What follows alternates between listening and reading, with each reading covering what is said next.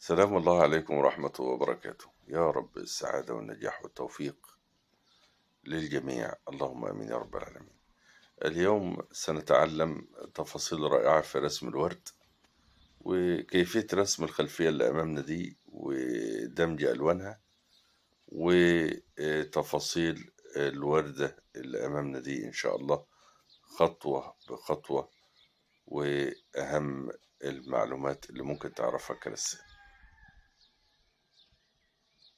اللهم لا سهل إلا ما جعلته سهلا، وأنت تجعل الحزن إن شئت سهلا. لا علم لنا يا ربنا إلا ما علمتنا، إنك أنت العليم الحكيم. دمج الألوان بدرجتها من الأشياء الممتعة جدا والسهلة جدا.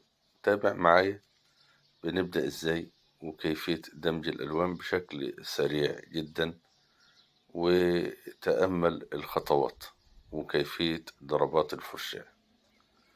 عايز أقول لك أمر مهم جدا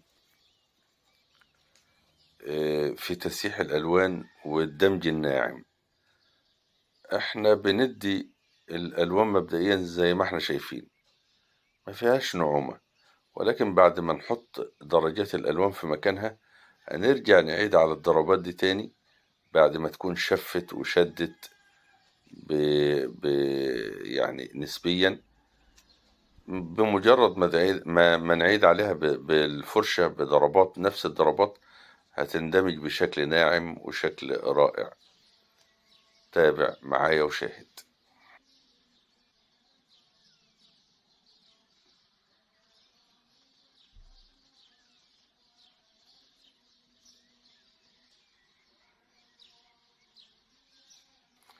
أضواء اللوحة اللي معانا هتكون من الناحية اليمين ومن تحت شوية، وبالتالي كل الأضواء اللي هتكون على الورود وأوراق الورود من الناحية اليمين، والظلال من الناحية الشمال.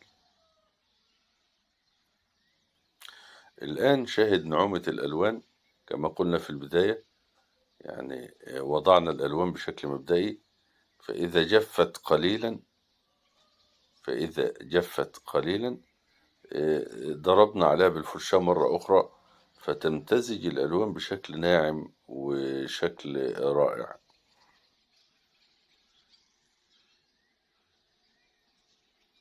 لاحظ إن إحنا بنزود الظل شوية من ناحية الشمال قبل عملية الدمج، هكذا.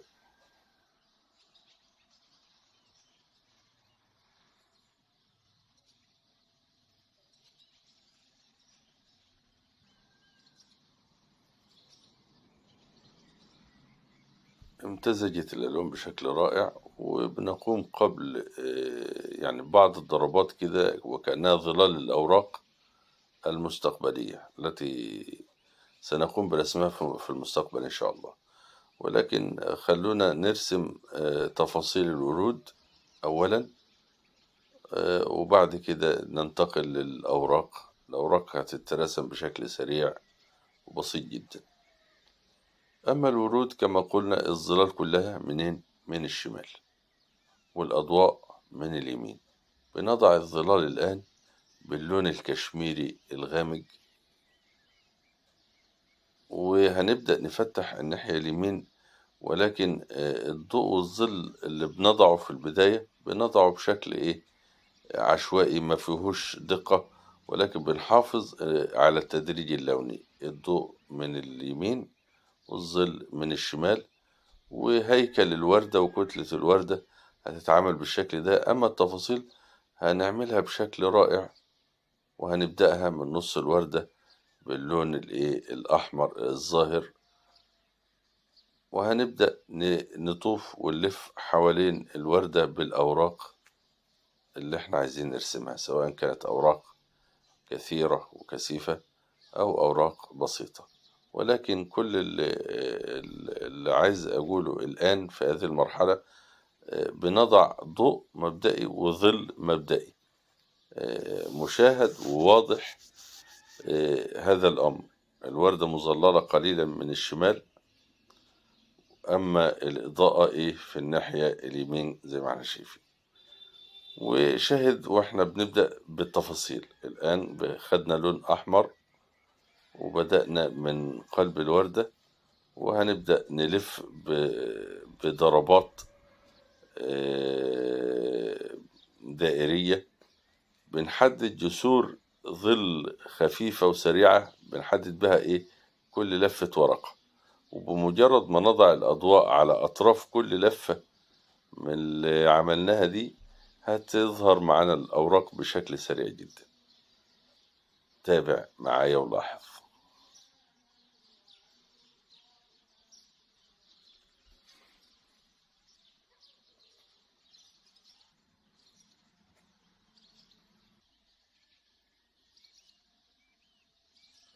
الآن باللون الأحمر بنضع متخللات الأوراق، وبنزود الظلال كما قلنا من ناحية الشمال. بنضع الأعماق المتخللة من بين الأوراق استعدادا لوضع الضوء على أطراف هذه الأوراق. بنضع المتخللات والأعماق اللي هي بين الأوراق، وبنضع الظلال في الناحية الشمال كما قلنا. المتخللات الضربات الدائرية دي المتخللات، كي بعد ذلك نضع الإضاءة على أطراف كل ورقة، فالمتخللات دي هتبان وكأنها أعماق بين الأوراق، وهتعمل مسألة التباين بين كل ورقة وورقة.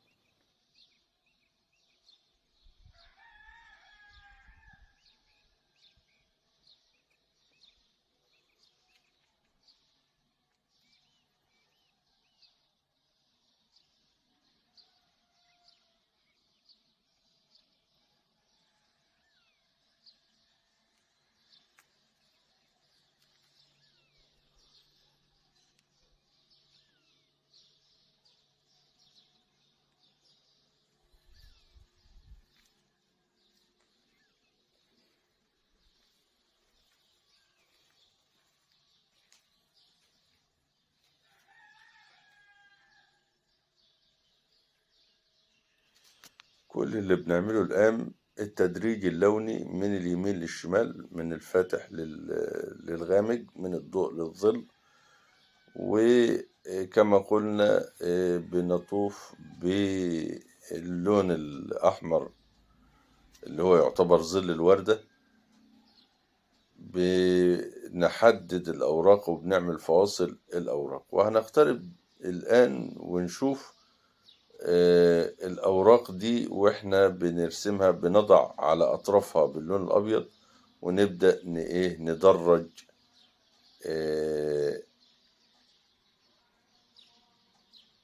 الضوء شيئا فشيئا. الآن نقترب ونرى كيفية وضع الأضواء هكذا.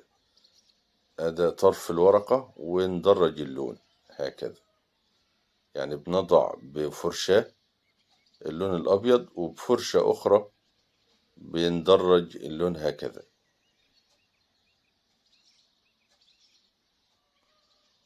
كل ورقة بنضع الطرف بشكل يعني دقيق، بالراحة متستعجلش. وضعنا جسر الضوء هكذا، وخدنا بفرشة أخرى وزعنا الضوء. وكذلك الأوراق الملفوفة الضيقة اللي هي في نص الوردة.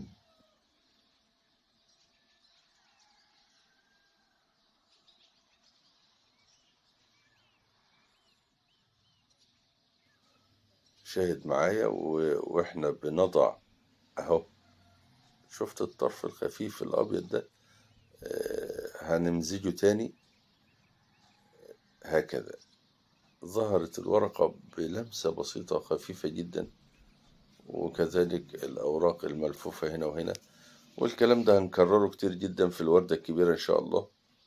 أوراقها كثيرة وكثيفة.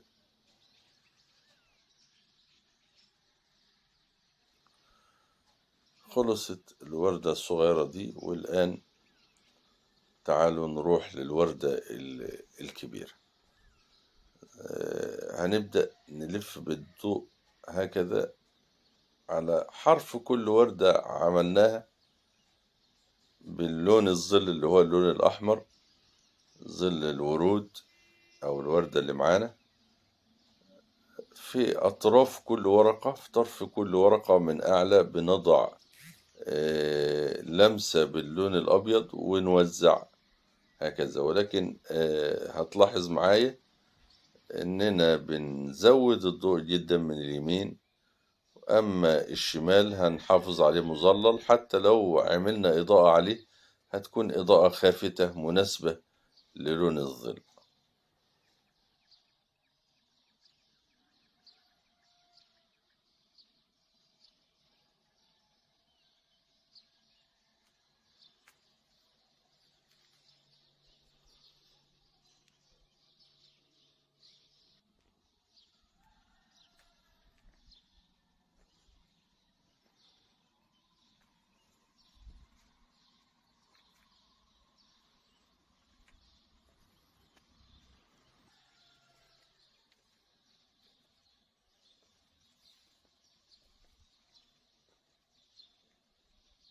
الضربات المضيئة بتكون أكبر في الأوراق الخارجية. كل ما طلعنا للخارج بالنسبة للوردة بنزود الضربات. ضربات الأوراق بتكون كبيرة شوية، وطبعا في العمق بتكون لفات صغيرة، والضربات الضوئية بتكون صغيرة أيضا مناسبة لحجم الأوراق.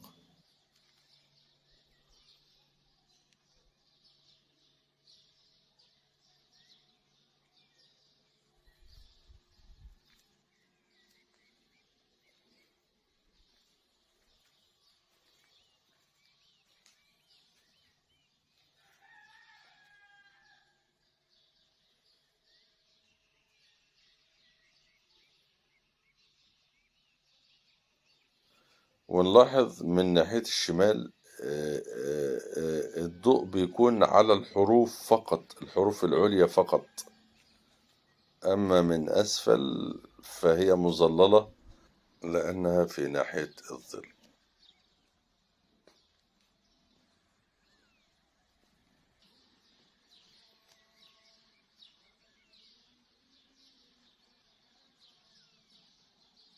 وحتى لو فيه إضاءة في الشمال بتكون إضاءة خافتة كما نرى الآن.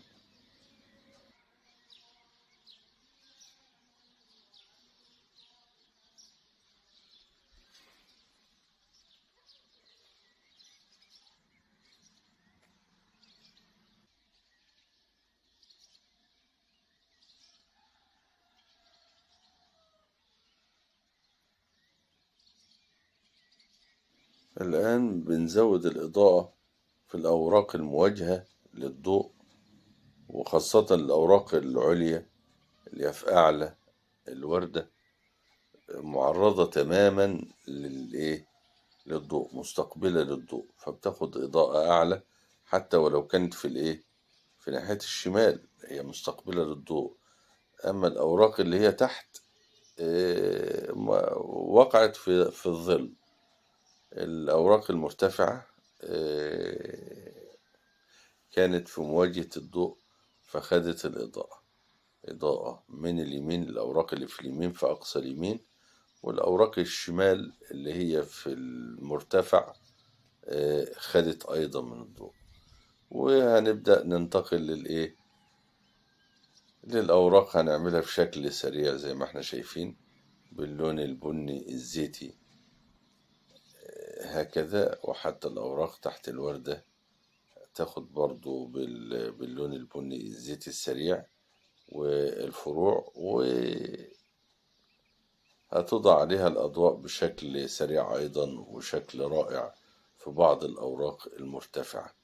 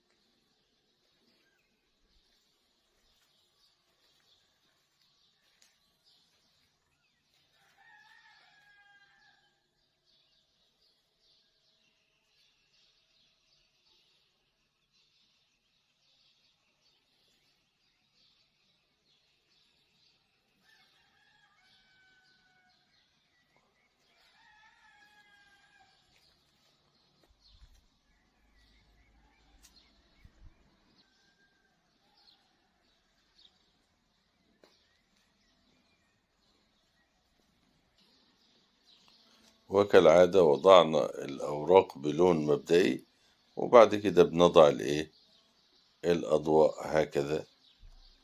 طبعا الورقة المرتفعة اللي استقبلت الضوء من ناحية اليمين خدت الإضاءة. ودي كانت نهاية رحلتنا. وفي الختام دعواتي للجميع بالسعادة والتوفيق والنجاح في الدنيا والآخرة. وبفكركم بالإعجاب بالفيديو كي يعني دعما لنا كي ينتشر الخير على أيديكم. بارك الله فيكم وحفظكم، وعلى أمل لقاء بكم وشكل جديد ومنظر جديد ورسمة جديدة ولوحة جديدة ومعلومة جديدة في عالم الرسم والفن التشكيلي. لكم مني أطيب المنى وأسمى الدعوات، والسلام عليكم ورحمة الله تعالى وبركاته.